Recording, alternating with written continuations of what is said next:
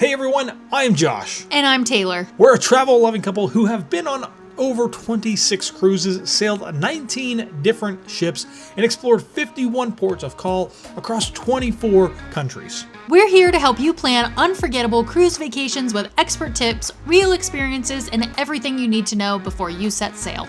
So whether you're a first-time cruiser or a seasoned sailor, we've got you covered. If that sounds like your kind of adventure, be sure to like this episode and subscribe for more cruise tips, destination guides, and travel inspiration. Now, let's get cruising. All right, what's going on, everyone? Welcome back. My name's Josh. And my name is Taylor.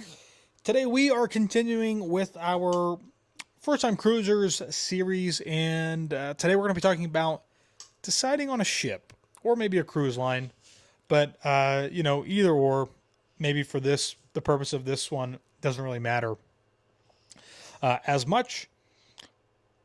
Jesse just had a little huff over there. She was sighing at us. So, so that's what we're going to be talking about today. If you didn't listen to last week's episode when we talked about selecting itinerary as a first-time cruiser, it certainly is very important, especially to, I think, have the best experience possible, is to really think about the best itinerary that you could have. So, and what that means as a first-time cruiser. So, but before we get into that today, as a reminder, you can join us on our group cruise to Hawaii. Spots are still available. That is November of 2025.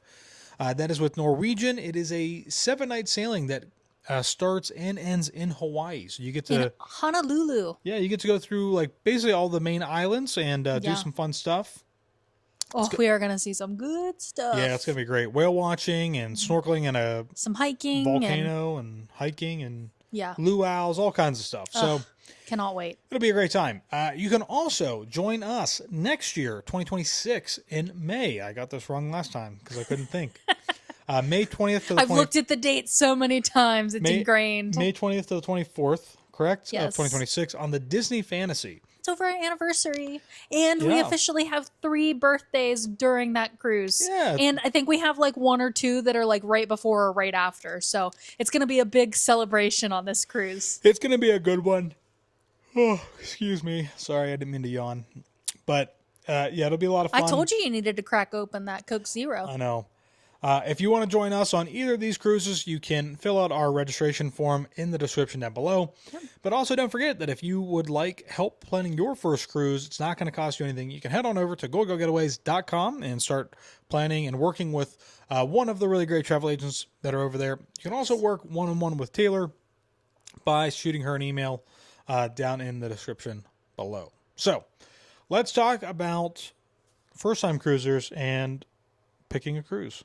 Picking a ship. We're specifying a cruise line and ship here, and not as like itinerary and everything else. Because we kind of talked about itinerary and like, most people are going to end up picking like a Bahamas or Caribbean cruise. That's what we discussed last time. And I almost started talking about one of the other things that's really important is what cruise line you're going to cruise with, because you definitely did. I did start talking about it, and Josh was like, well, I think we could do that as a whole nother podcast episode. Want to get that ASMR in there.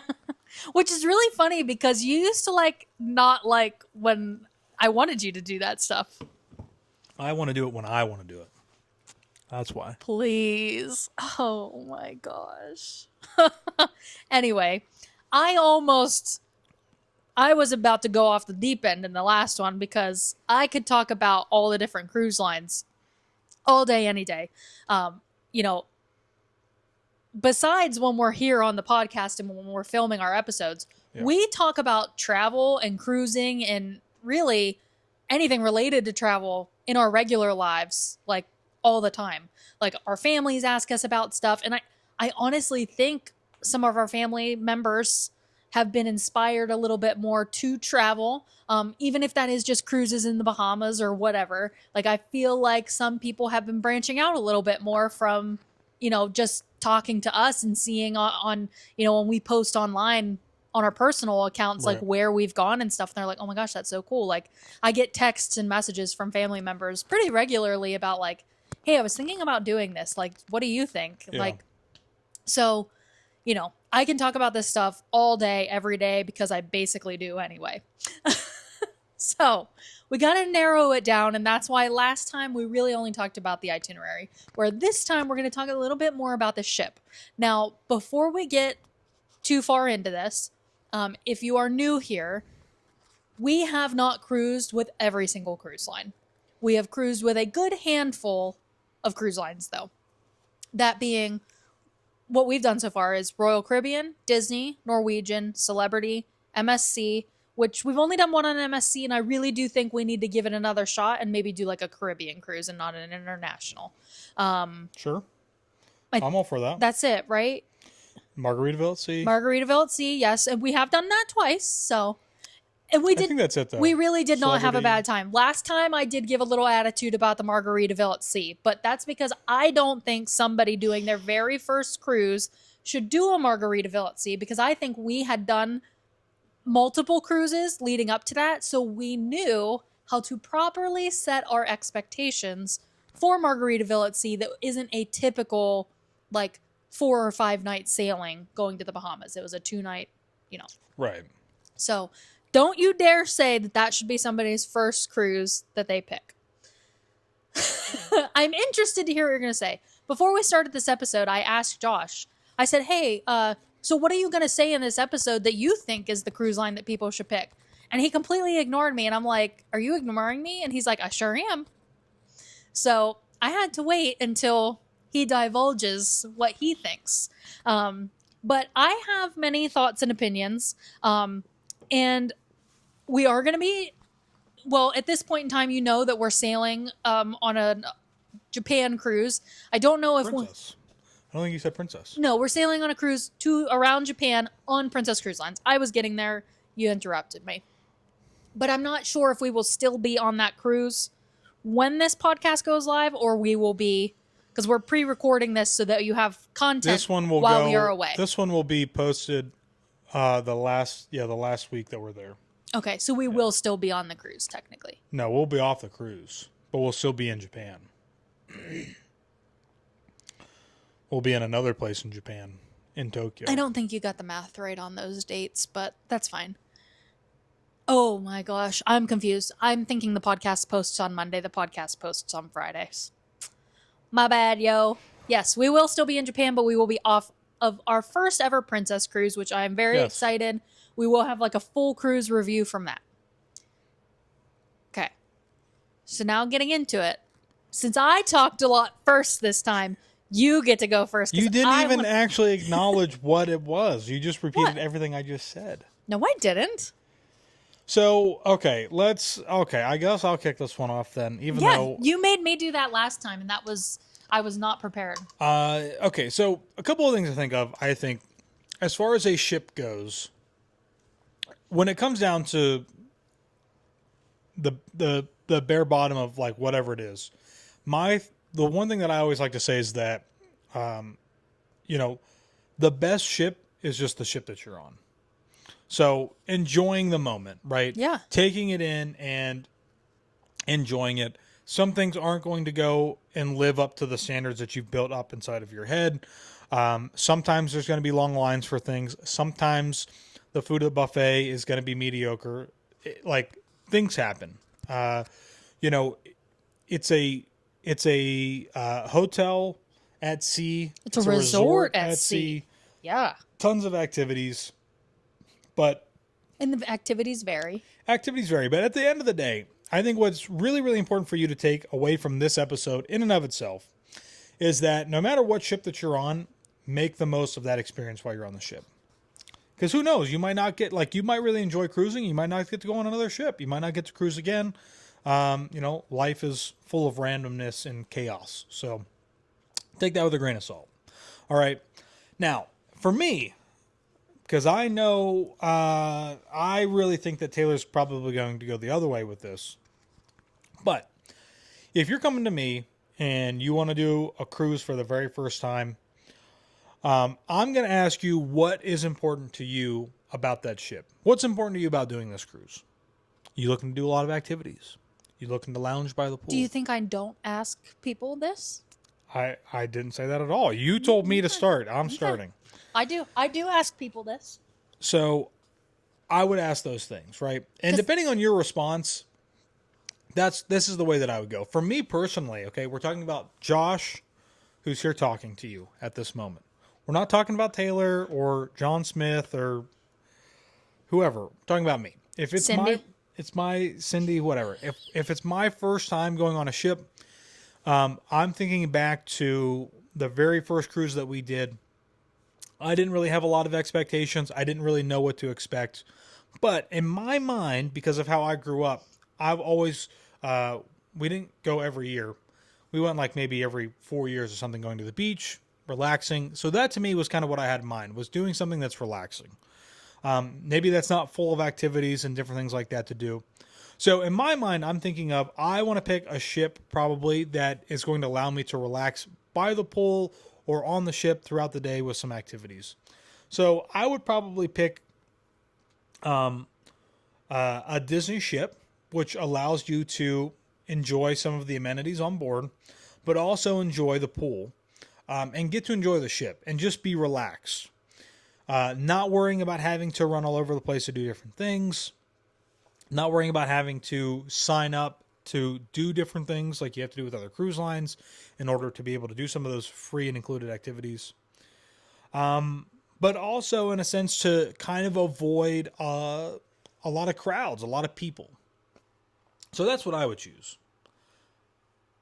If you're interested in more activities, well, also let me just say this. Aside from Disney, what I would pick going to other cruise lines are older ships. Usually some of the older ships.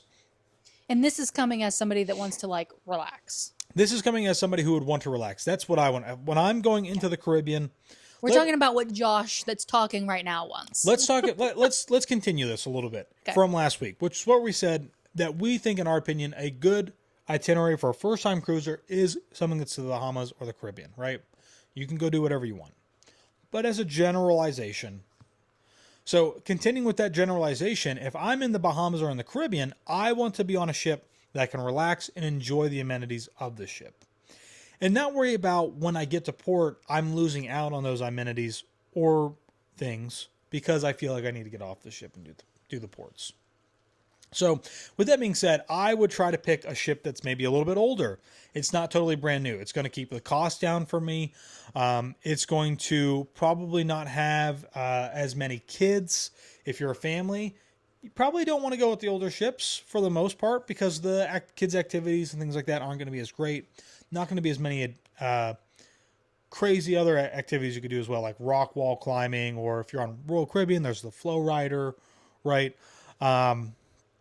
You know, I know that Taylor's going to say that this is not true, but I do enjoy going to trivia.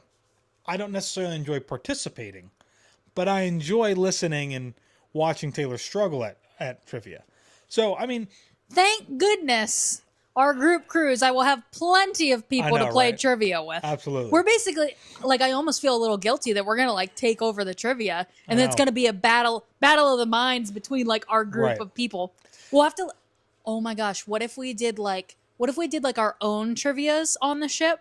Like, at, like, separate times when there was nothing going on? And we had, like, a, you know what we should do? A thing? We should do, like, a big scavenger hunt and do, like, a prize. Yeah, we should do that. Yeah, but we should also do like a private trivia. What are the things called? Like March Madness, where it's like like a bracket or whatever. Yeah, we should do like a bracket. Yeah, and like have people like be on teams. Yeah, we can do that. Yeah. You know, couples and families maybe. It doesn't even have to be like and then it could be like couples and families battle it out at the end, and like whoever wins. Yeah, we only have one official family booked, a couple inquiries, so it would be one family battling. Well, no. I mean like to keep the groups smaller so that there's more participation. No. So I have to think about that a little more. Anyway, off the topic. Yeah, that was totally off topic. But yeah, no. So as a quick glance, like I'm thinking of as a first time cruise, because I think a lot of times people may be coming to cruising because they've done beach vacations, and so in their mind, their beach vacation is going to the beach and relaxing and eating and not really being stressed out. And I can really see where a lot of people get stressed out by being on a brand new, big, enormous ship like Icon of the Seas. Not that we're trying to name anybody particular, but as far as branding goes. But it's just a giant ship It's a that's giant sailing ship, and right now. it's what everybody's talking about right now, Yes. right? I mean, it can be very overwhelming and full of anxiety. And as a first-time cruiser, you don't know what the heck to do, right? So, I think like get your feet wet as far as cruising goes. Maybe choose something that's a little bit smaller, less activities, less. I don't want to say less activities. All the cruise ships have lots of activities, but less physically intensive activities. How about that? Maybe. Sure. Where you can just kind of relax by the pool, have a drink, whatever. So that's what I would steer people towards, depending on what your answers were and if they were similar to mine. Take it away, Aaron. Very interesting, because I did not think you were going to say Disney. And did you know that I thought that? I'm not sure that I thought that you would think that I would think that I thought that. Oh, that sounds like a conversation Matthew and I would have, but we Right. would actually understand what we were saying Yes. in that moment. But I mean, I'm actually kind of surprised that you didn't think that I was going to say that, because for me, because I'm not thinking of myself. I'm thinking of like when I'm planning a trip for clients, what I'm recommending to them as like a first cruise. you don't recommend Disney as a first cruise. That's not true. You have to let me dive into that. Oh my gosh. No, I love Disney. I mean, Disney for me is a Caribbean sailing. It's a Bohemian Yes. or Caribbean sailing. I want to be able to meet the characters indirectly. That means Sailor meets them and I He take meets the the photos. characters and he takes the pictures. Right. And then I say, hey, come get in one with me and Mickey. I really enjoy the Broadway style shows. I enjoy the Disney-esque, the touch of what Disney is. I like that stuff. We've talked about this before. We did the Disney Dream in Europe, and I did not like that because I wanted to enjoy the ship, and I was so conflicted because I also wanted to get off the ship. So for me, I think it's a great first-time cruise, especially if you're a Disney fan. It's a great way to like get away from that hustle and bustle of the theme parks and just have a relaxing Disney vacation. Sure, you don't get to enjoy the rides, but you get that special Disney magic at sea. So. I agree with all of that. But, Of course you do. so it all depends on, like what Josh said, what is important to you. I ask multiple questions to my clients to kind of classify them and see what it is that they really want to do when they are on a cruise and what they're looking like in that cruise. Now, I do recommend Disney if they like Disney, because I have a lot of people that say, I don't want to do a Disney cruise. Whether that's because they're not really a Disney fan or they don't want to pay for it because does tend to be a little more It's a expensive. more premium cruise line. It is, but there's a lot that comes with that. You're kind of paying for the Disney name, but you're getting a different kind of experience on board. Absolutely. So the majority of people, what I recommend to them for their first cruise, if they are not interested in Disney, because if they're interested in Disney, I'm getting them on a Disney cruise, whether that is in, a balcony room on the ship that they picked that they want to go on, or it's me narrowing it down for them based on the time of year that they want to go. And they just like, they're dying to go on a Disney cruise, but they're just like, I don't know if I can swing this price. I'll get them on like a 4-night sailing in an interior room, and they still get that full Disney experience. They just don't have, like the ocean view balcony. Sure. Because they really want that Disney experience. So if you want a Disney cruise, I will get you on a Disney cruise. But most of my people that, are not really interested in Disney, what I like to recommend. It's the third time. Oh, I'm holding it out here. Royal Caribbean. Okay. I mean, that makes sense. Yeah, sure. And I don't always recommend the Oasis class ships unless somebody specifically asks for that.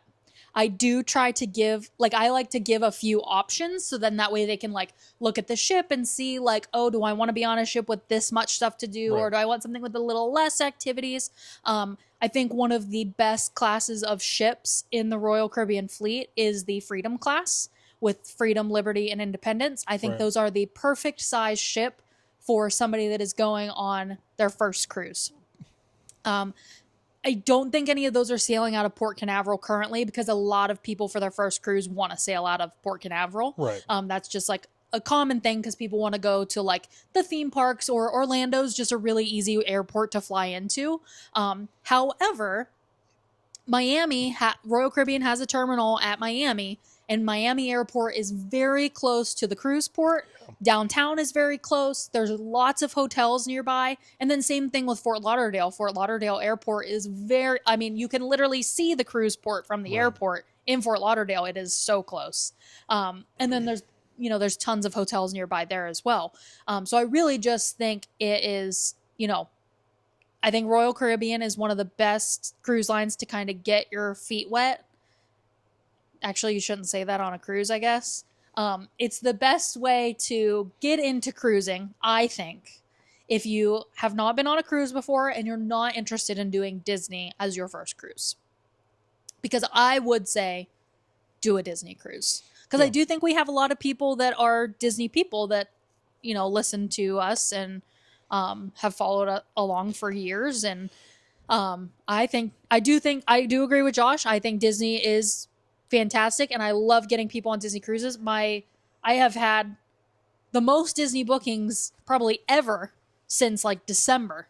Yeah. And I can't believe, not that I can't believe it, but I'm just like so surprised because I've been booking Royal and Celebrity and Holland. Right. And now all of a sudden all these people are like, oh, we're going on Disney cruises. I'm like, okay, I have like a bunch of Disney bookings. Well, I think it's important though to also mention here that there's a distinct difference there's a distinct difference between Disney and Royal Caribbean. Yes. But even more specifically than that is that from all of the current sailing ships within the Disney fleet, there are 6 of them. I'm sorry, there's 5 of them. I'm sorry, there's 6 of them. Soon to be 7. And that's within North America.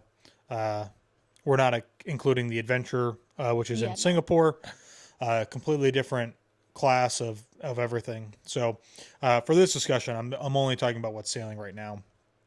And it's really, really important, I think, to make this very distinct distinction that between the Magic and up to the Treasure, your experience on any of those ships is going to be very, very similar. I mean, very, very similar. Not a lot of difference in change. The layout and I will argue that their layout and theming, that's different. the dining is also different. What? The dining is also different. The dining's different. Yes. But what I mean by that though is that from ship to ship, you don't have such drastic changes in activities. Within the Royal Caribbean fleet, now from their oldest ship to their newest ship, you have a very distinct change among those ships in amenities and attractions, even. And that basically is based on the sizes of the ships. So, when you're thinking about, I think it's just important to note that, because right now people are probably seeing Royal Caribbean as icon of the seas.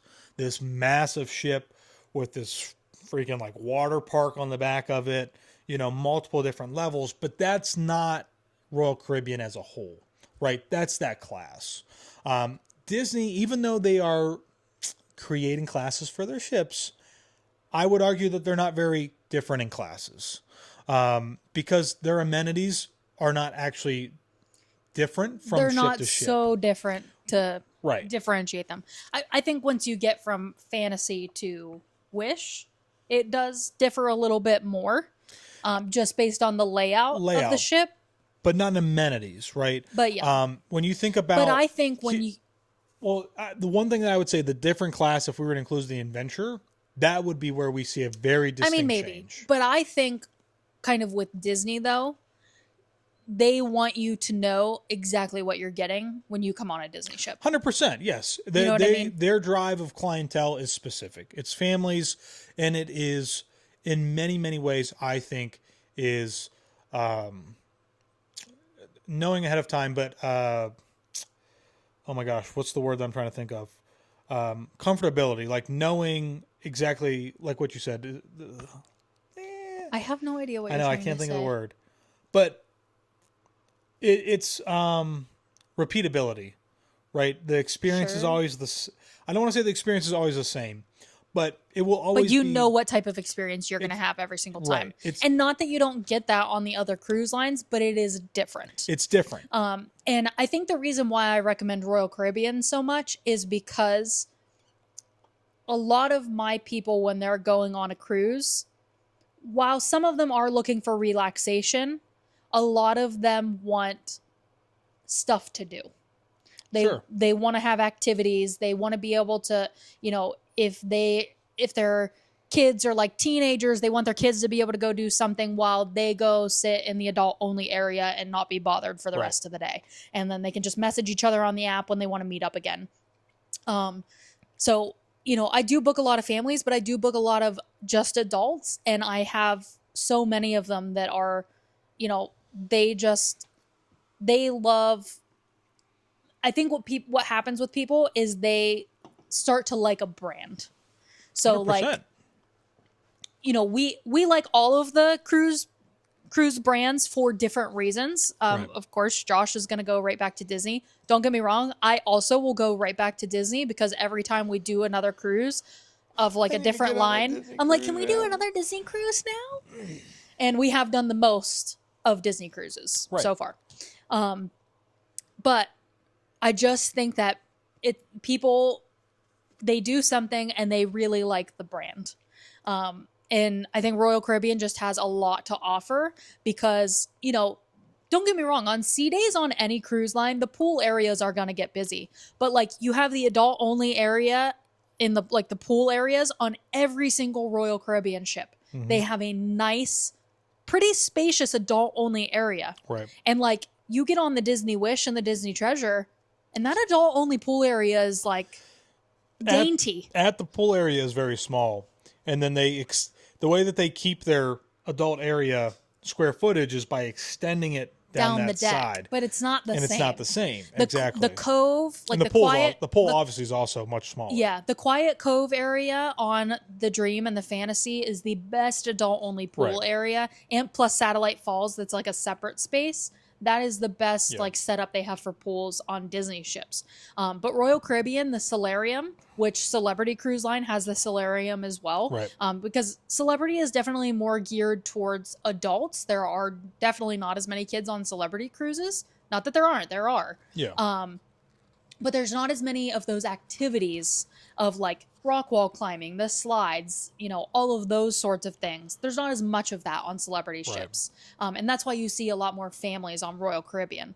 But Royal Caribbean's also kind of like, in comparison, more of like that party hangout scene versus Celebrity, which is a little more like, I almost kind of classify Celebrity and Norwegian to be similar in that like loungy, relaxy, listen to music in the lounge, which I do enjoy. Right.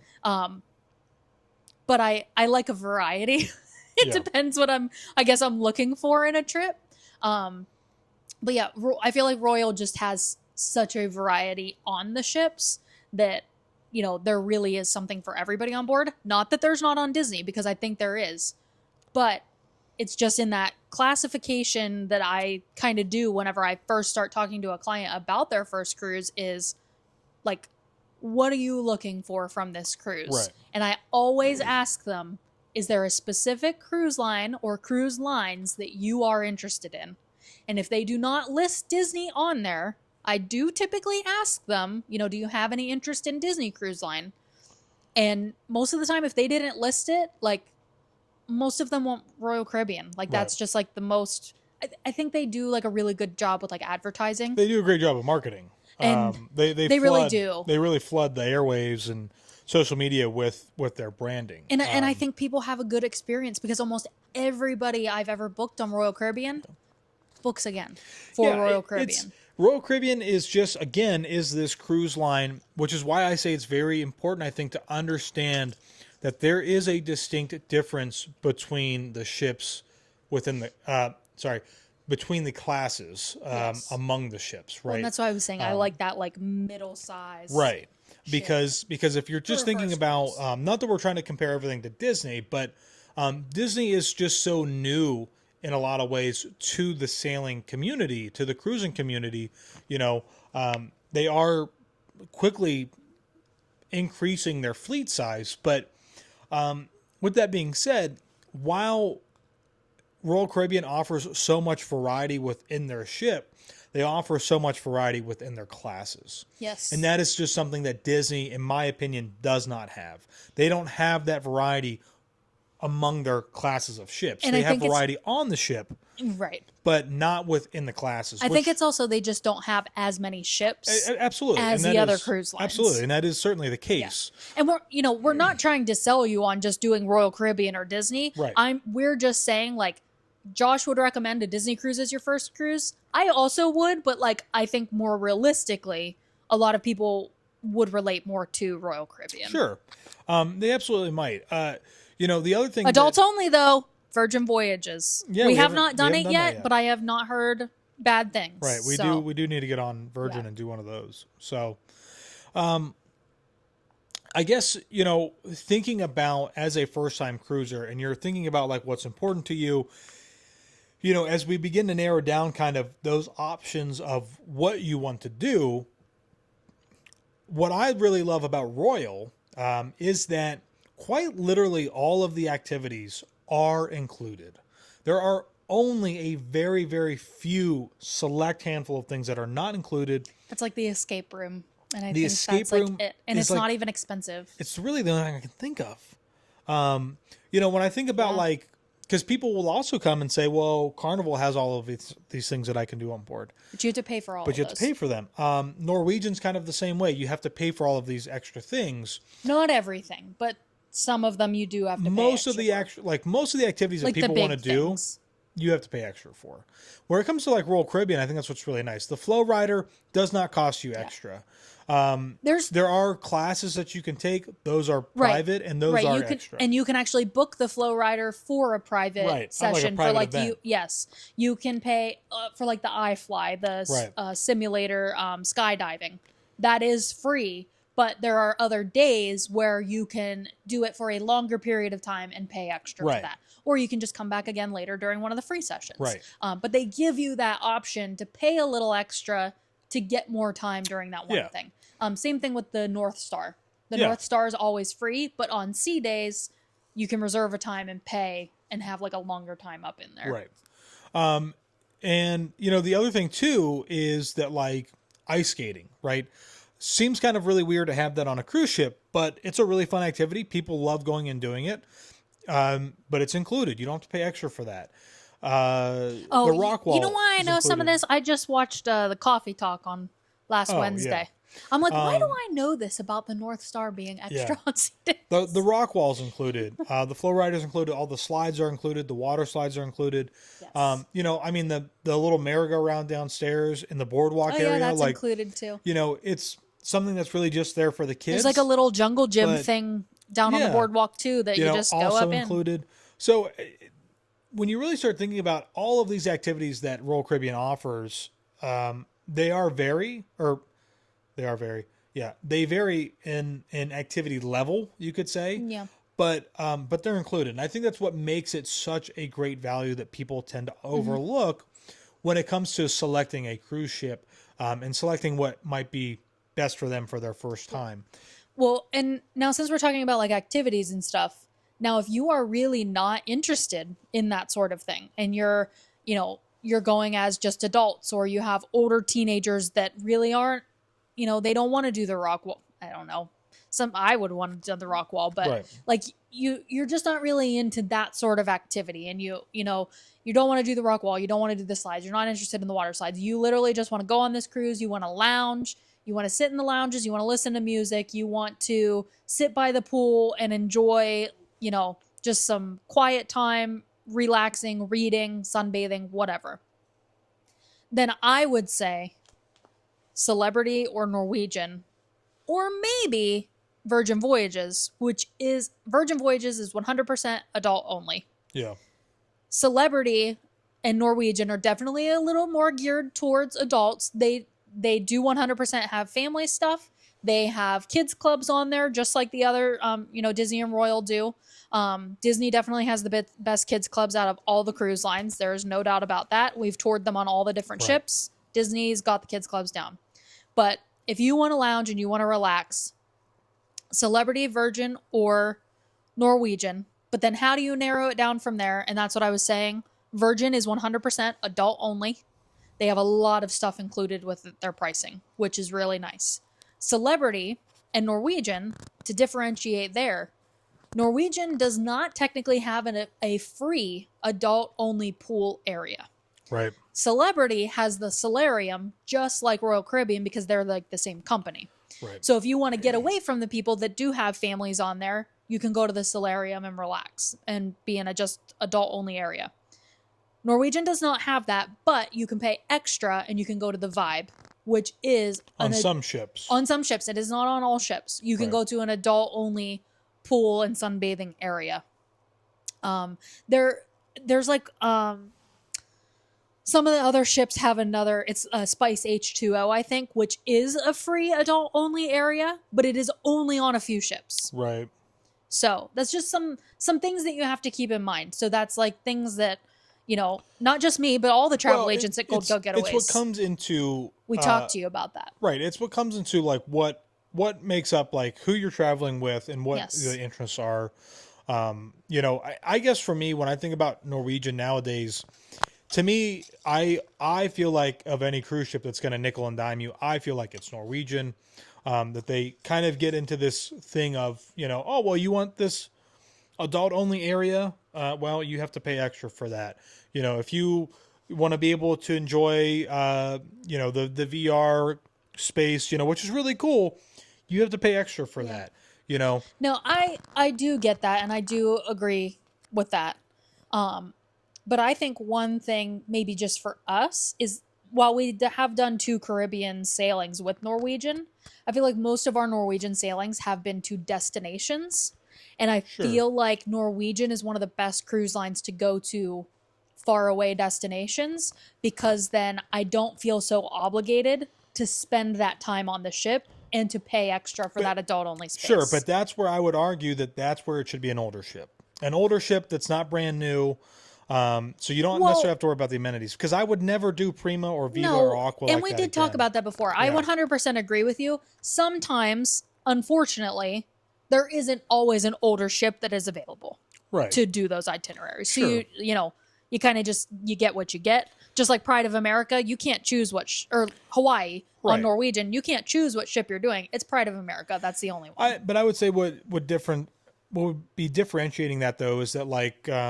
For example, like Royal Caribbean does similar sailings in the Mediterranean as what Norwegian does on a newer class of ship that would give you access to more amenities without having to pay extra for them for a pretty reasonable price. So I think, if we're not talking about Caribbean and Bahamas, really, I think if you're going to other destinations for that first cruise and you're looking at, which cruise line would be best to do a Mediterranean cruise, then what is most important to you during that Mediterranean cruise? 100%. Do you want to have any sea days, or do you want all port days? Right. If you're going to have sea days, maybe you do want to make sure that you're going to have a ship that has lots of amenities. Right. Or like us, we did our 2 big Europe cruises that we did were on Norwegian. Right. And we didn't have a lot of sea days, which on the Epic was perfect because we didn't have any sea days, and we spent basically all of our time in port all day, every day. Right. And then on the Prima, it was nice that we had 2 sea days because we got to spend those 2 sea days enjoying the ship. Yeah. So I think the other thing is staying on topic here. Sorry, I just get real deep. You said we were going to go at each other during this one. I know. Saying about like the cruise line, ship specific, maybe whatnot, is something else to think about is just dining in general. I think a really great topic for us to talk about are our expectations further on down the line here when we are talking about. Speaking of food, I still daydream about this one meal that I had on the Norwegian Epic, and I can't get over it. It was a pasta dish, and it was so good. Oh. Anyway, continue. Yeah, sure. Is thinking about food, right? That was main dining room too. Expectations on a cruise line, I think, need to be set properly. We talked about this briefly in our members podcast. Yeah, we did. We talked about doing this as a podcast. Yeah, to discuss this. And so talking about it. Just a little shout out real quick. If you're not a member of our YouTube channel and you want to join, we do a lot of behind the scenes stuff. We do exclusive podcasts. And this sometimes is where we come up with ideas for what we're going to talk about in these episodes. Right. And you can even help give us ideas. Yeah, absolutely. So with that being said, food is a huge part of a cruise. When you are, I don't necessarily think that it should be at the forefront of your mind as far as making a distinction of what you want to do. It's funny you say that because I have a few people that pick their cruise based on food. So what are they basing that on though? Like specialty restaurants or not necessarily specialty restaurants, but they want cruises that have like the most included, but that's open the longest. Oh, okay. So that's not necessarily what I meant by food. No, that's but a good distinction to make. I know though. you mean quality. Yes, I do mean quality when we think about setting our expectations for the cruise. I don't think that. I don't want to say it that way because it doesn't sound like you shouldn't be thinking about the quality of the food when you're thinking about your ship. But when we think about dining and eating on a cruise ship, absolutely, I also want to have a ship that has the most that's included and that are open the longest with the most variety for me to choose from. Unfortunately, while I would recommend Disney, that's not going to be an option for you with Disney because the buffet is not open during dinner, and that really upsets a lot of people. Mm-hmm. You're forced to go to the main dining room, or you can do the quick service, room service, or do specialty dining. Did I say that already? No, I said main dining, and then you said that. Uh-huh. So, but with most other cruise lines, they don't kind of like, not that Disney forces you to go, because they don't, but you don't have to go to main dining if you don't want to for dinner. You could go to the buffet. And if you're on Royal Caribbean, you can go to Sorrento's or go to another quick service location. But I think what we've noticed on Royal is that most of the quick servicey kind of locations aren't open for dinner, right? Like the Mexican-ish. A Loco Fresh? Was that open for dinner? I don't remember for sure. I feel like it wasn't, so could be wrong on that. So some of the like quick service locations on Royal Caribbean and some of the other ships, they do have like fluctuating hours. Right. But so like if a quick service location is closed, the buffet is open. Or if the buffet is closed, a quick service location is open. Like I was only specify that for Disney because on almost every other cruise line, the buffet will almost never be closed. Well, for breakfast, lunch, and dinner. Sometimes it's closed for like 30 minutes or something just to switch over to the next meal. Yes. And so that's what I mean. Like during those changing periods, like if you can't go to the buffet. Because it's like 3:30. Yes. And like the main dining room happens to be closed at that point too because they're switching over to the next meal. There's a quick service. Quick service locations will be open so that you can go get food. And Sorrento's Pizza, it opens at like 10 or 11 a.m. and it's literally open till like 2 or 3 a.m. 3 o'clock in the morning. Yeah. So you can get pizza.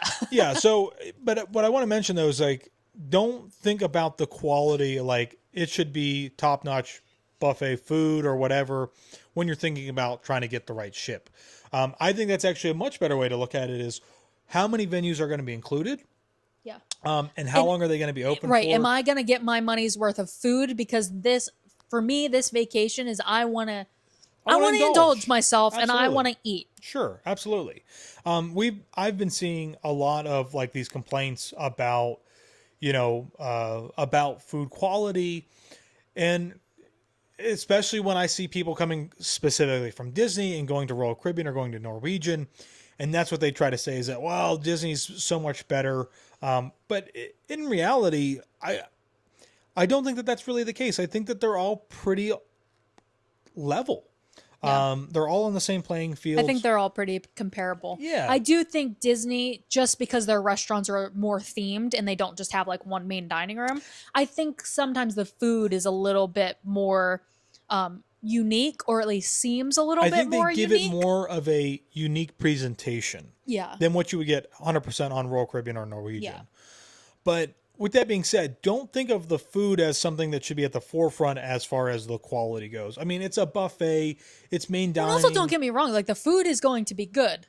And like you are going to have good quality food, but don't be expecting like fine dining quality food when you're going to the buffet. Don't be expecting the Vegas buffets when you're going to the buffet, right? Yeah, I guess so.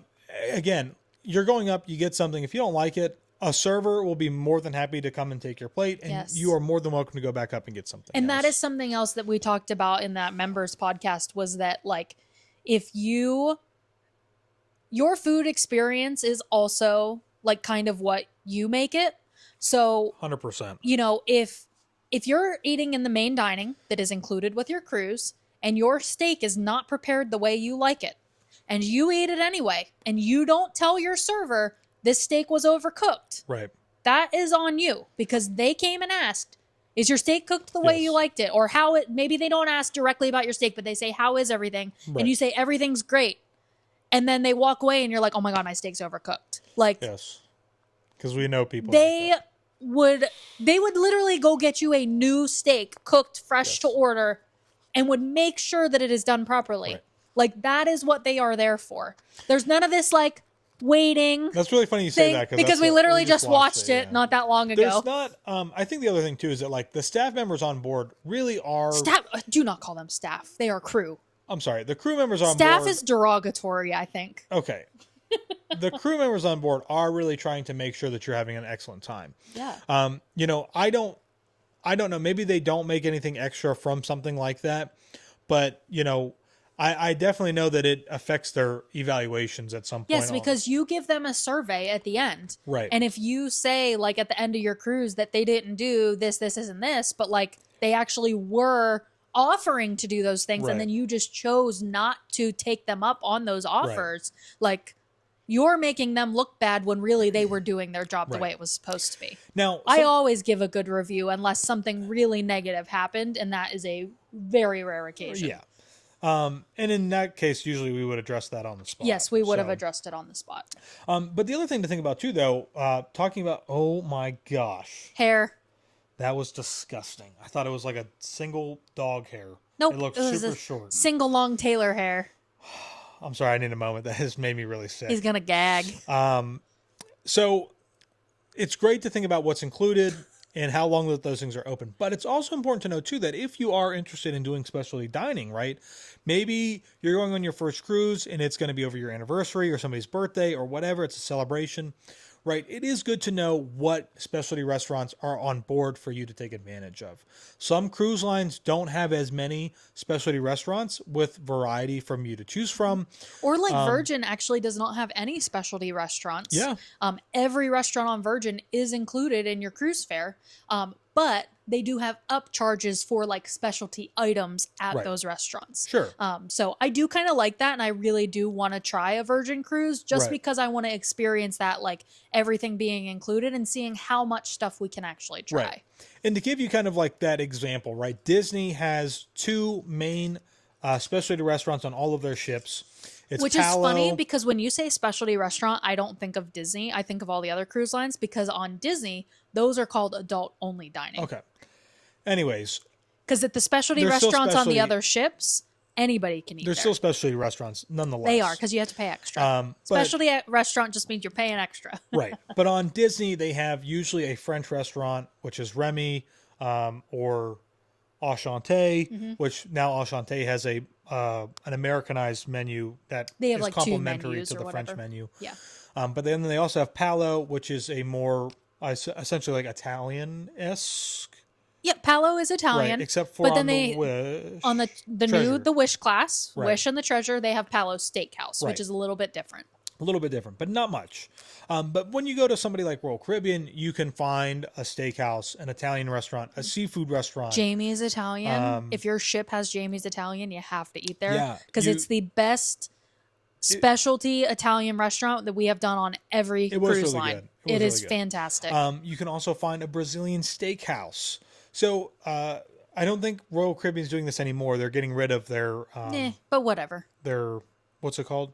Wonderland restaurants. Oh yeah, I just don't think it had as good of reviews, but Right. It was very experimental. But Yeah. essentially you get a little bit more variety when it comes Mm-hmm. to other cruise lines. Or I don't want to say other cruise lines. I'm not trying to make a comparison to Disney, but there is variety depending on the ship that you choose, right? So we're Yes. on Princess right now. Princess actually has two specialty restaurants. well, not Princess. I'm the sorry, Diamond the Princess. Diamond Princess, the ship that we're on specifically, only has two specialty Yes. restaurants. So again, that's kind of I where think maybe we need to do like a newer princess ship. Sure. Because this one is an older one. Absolutely. I'm down for that. So that's why, again, it's kind of important to think about the ship and the activities and things that you want to do. Because if you are looking to do something that is, like a specialty steakhouse, and the Diamond Princess was kind of an option you were thinking of, you wouldn't want to do that because their specialty restaurant is a Brazilian steakhouse and an Italian restaurant. You would want to do somebody like Disney, Royal Caribbean, or Norwegian, who has a steakhouse dedicated to that. I do have just a little quick tidbit that I would like to mention. This isn't really about how to pick your cruise or anything, but just since we're talking about dining, on your whatever cruise line you decide to go with, if you do some sort of specialty restaurant, do not do it on your very first night of the cruise. Oh, good call. Go to the main. That's a really great tip. Yes, because we made that mistake on our very first Royal Caribbean cruise, and I wish we wouldn't have done that.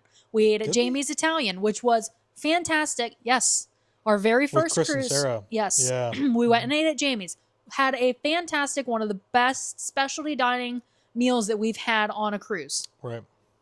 But we did that the first night, and then I think we did another specialty restaurant the next night, and then we went to the main dining room on the third night. So our servers were kind of thrown off because I think they thought we just weren't going to ever eat in the main dining room. Was that where we had a table just for ourselves? Just for the two of us. It was kind of near the restaurant entrance Yes. by the glass. We were at a two-top. Right. Okay. Yeah. I was trying to think if there was that, but that's what I was thinking of. Yeah, you're right. It was really weird. We ate in there. I think we ate in there once. Yeah, I think we were really thrown off and we didn't want to go back. And we didn't want to go back because we did not have a good experience in the main dining room. So just to make sure that you are having a good experience, if you are planning on eating in a main dining room, now, not all cruise lines operate this way, but a lot of them do. You have the same server Specific and to the Royal. same table every Disney. night. Disney, Royal, Princess, if you schedule your dining. Yes. It's a little more varied, but yes. Celebrity. Yes. A lot of, because they're Royal. there are a lot of cruise lines that do this. You have the same table and the same servers every night. If your cruise is set up like that, go to the main dining room on the first night, get to meet your servers, get to understand how the flow of main dining room service works. And then if you really want to do a specialty restaurant, have that scheduled for the second night or further on into your cruise, just so that you don't miss that initial meet and greet and flow. Yeah. So, sorry, I just had to put that in there because I think that's really important. That was a good tip. I think a with lot of people dining on a first cruise. I think that actually might affect people's opinions of dining in a main dining room. It affected ours. We thought Royal Caribbean main dining was horrible because we did not have a good first experience. 100%. But I think it was because we made that mistake and then we threw everybody else off. Yeah. We didn't, I don't think on our survey we said that the food was that bad or anything, but we just really didn't go back to the main dining room because we felt so weird about it. Right. Yeah. So, and then the next Royal Caribbean cruise we did, we had a fantastic main dining experience. We sat next to that little old couple, remember, on the Independence. Yeah. Mm-hmm. Yeah, it was, I think that's a great tip. That was a great tip to add in there. So, dining, activities on board. Drink package is another thing with choosing your cruise line. It absolutely is. It's, and obviously no matter what, you're paying for a drink package in some form or fashion, whether they try to include it with the pricing of the cruise fare or the base fare, or whatever. But no matter what, you're probably going to pay for it. The only one that I feel like I haven't... Well, no, I don't want to go there. We'll talk about that at another point. But yeah, you're right. I mean, drink package is definitely... if you're going with Disney, there's not a drink package. You have to pay per glass. Yes. Or per So drink. And I know a lot of people that don't drink a ton of alcohol like going with Disney because your sodas are included, which is really nice. However, if you want to drink alcohol, or cocktails, whatever, beer, that is not included. You do have to pay per drink. And a lot of people will be like, oh, well, the drink of the day is only $9. Well, I want a real cocktail, a handcrafted cocktail. That's going to run me $15 to $20 a drink. Right. Which, if you had a drink package on another cruise, you would be spending less than $15 to $20 per drink. Right. So it just depends how much you want to drink. But when we go on a Disney cruise, I don't have in my mind that I'm going to be drinking alcohol on this cruise. Yeah, we'll have a cocktail or two because we do going up to the adult only lounge and having a beverage or whatever during a game show at night. But That's just not at the forefront of my mind when I go on Disney because I know the soda's included. I don't need cocktails or as many cocktails. Royal Caribbean, Celebrity, they have drink packages that you can buy extra. So that is something that you have to keep in mind with your pricing, is that is not included in your cruise fare, and that, no sodas included. Does Celebrity do packages sometimes included with the cruise That fare? is a promotion that is still currently going on, where you get a beverage package and Wi-Fi included. It's Royal Caribbean doesn't do that, though. Included. You're still paying for it, right? But it is significantly less than what you would pay per person. Yeah. For the package. Royal Caribbean doesn't do that, though. Royal Caribbean does not do that, and I'm actually surprised they haven't, just because Celebrity does. Right. But I'm wondering if that's like a promotion with Celebrity to get more people to do Celebrity. Sure. So the Norwegian is, Norwegian kind of has an inclusive package as well, which we have enjoyed on every Norwegian cruise that we've done, because for us having, so they used to call it Free at Sea. Right. They have rebranded that. It's now called More at Sea, which I think people didn't really feel like it was very free at sea. No, and I think that the rebranding was much more appropriate. It makes it makes more sense now. Absolutely.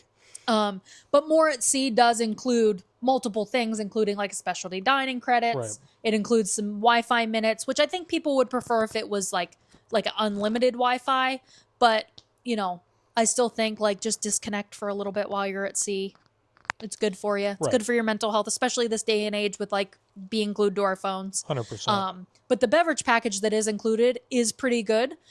It does not include bottled water, which is, it does kind of stink. But well, you mentioned that, but the reason that's kind of important is because Royal Caribbean does include Royal Caribbean's includes bottled water and specialty coffees from the cafes. Right.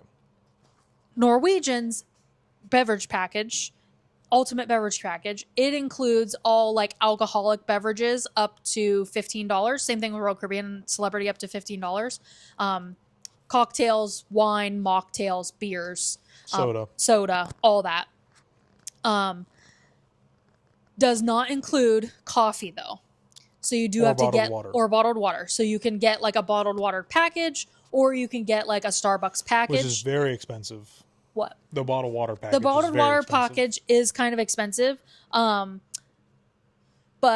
the coffee package is not very expensive. Right. It was $13 per person per day. Yeah. And it's actual Starbucks. So if you have two, one in the morning and one in the afternoon, pays for itself. You've got your money's worth already, because think how much you're paying, and you can get whatever you want. Right. You can literally, it's not limited. You could literally get a shot of espresso, or you could get a venti with every single ingredient in it, and it's no extra. Yeah. So those drink packages are just another thing to consider. Everything really with your cruise is just how much you're comfortable spending and what you want out of the cruise. Well, one more thing I was going to say is you could go on a cruise, you could prepay for whatever it is you want, or you could just, do the cruise and drink the free coffee, water, tea, lemonade, juice at breakfast. Right. And then you don't have to pay for anything else the entire rest of the cruise. You could prepay your gratuities and be good to go. Yeah.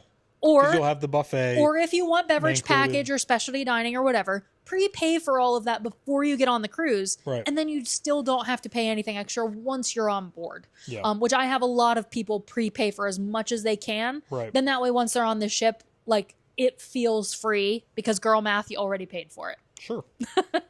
Sorry, no, I know you were going to say something else. No, I was just going to say that is part of kind of why we started, or why I kind of introduced the podcast this way today, was that when it comes to picking that first cruise, it's not just picking it, right? There's a lot that goes into picking it. Yeah, right. There's a lot of things to consider, and that's one thing that and that's not just Taylor. Any of the travel agents over Go Getaways. I was starting to say that earlier, Go Getaways agents, not just me, will ask you lots of questions, and you might think oh my gosh, these questions are so stupid. Why are they asking me all this? Whether it's via email or via phone, right? But they are trying to find out a little more information about you, so then they can do that research for you and just tell you what may be best for you. Right. That's why it's important to lay that out, because it is, ultimately we want to give you an experience. Yes. And not necessarily something that's just bottom dollar.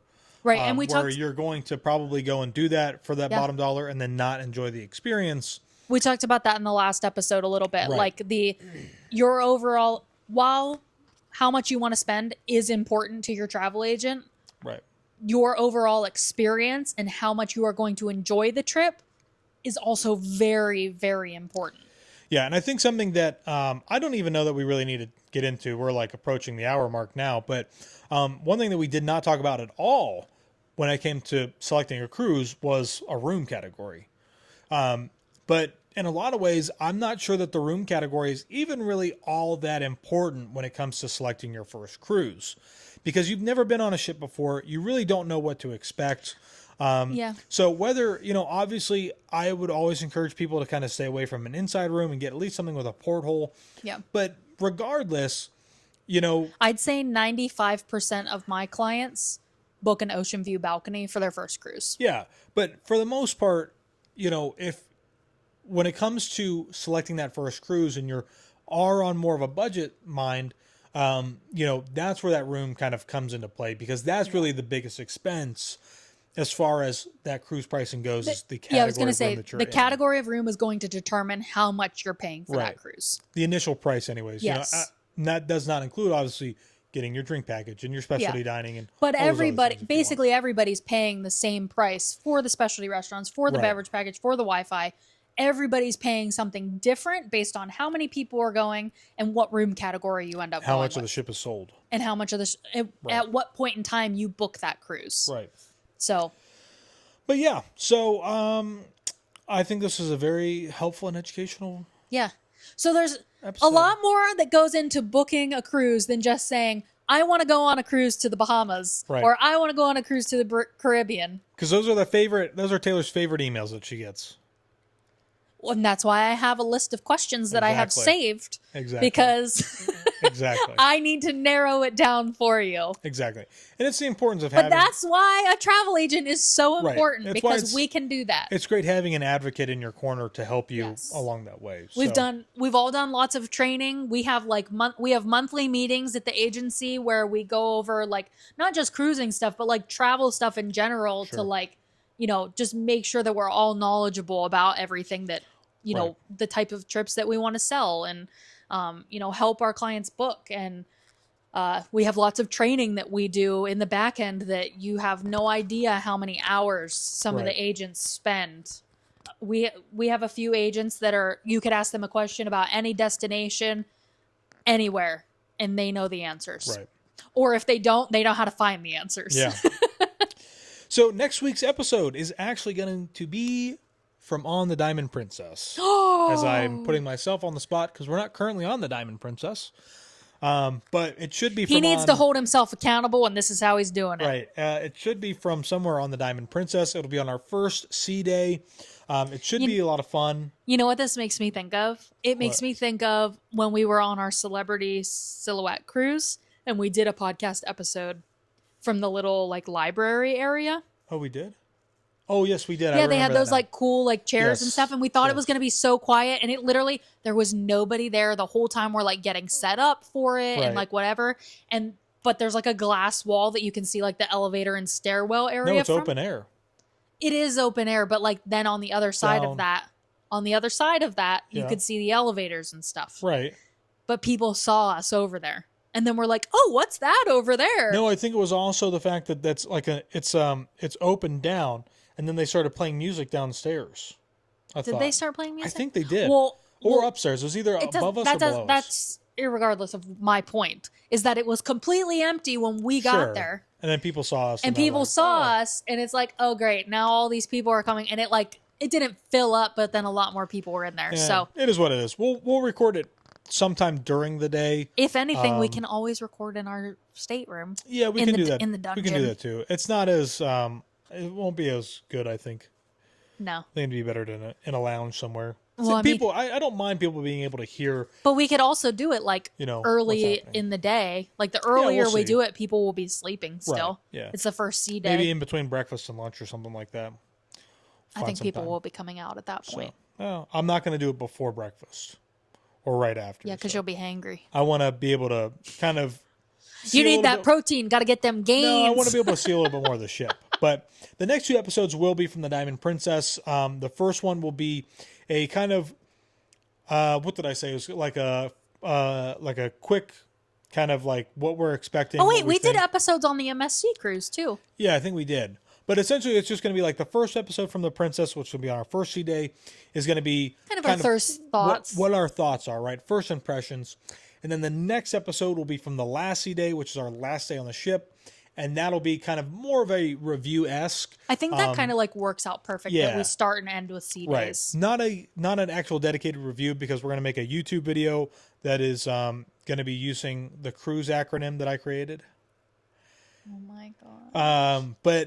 But it will be something a little bit more, kind of thought out. The itinerary overall, what we liked about it, maybe what we didn't like about the ship, expectation, everything. So Can I tell you what's so funny? So we were just before we finished here, we were at I think it was Old Navy yesterday, and we were just I needed to get a few last minute things for this Japan trip, and I was in the dressing room, and I was looking down at my like clothes that were sitting on the bench because I had a couple things I was going to try on, and I was like, oh man, I was like, this is going to be so nice to be on a cruise again and not have to pack and repack my suitcase every single day or every other day of the trip.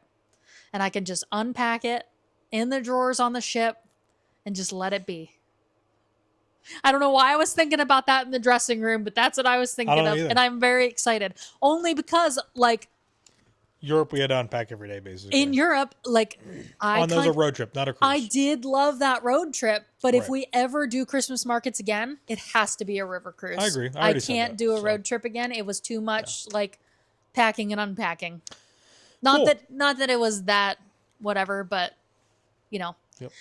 I like only having to unpack once. That's too. Josh's favorite thing to say about a cruise. Yep, 100%. So, well, thanks for everybody. If you got comments, questions, concerns, leave them down in the comments below.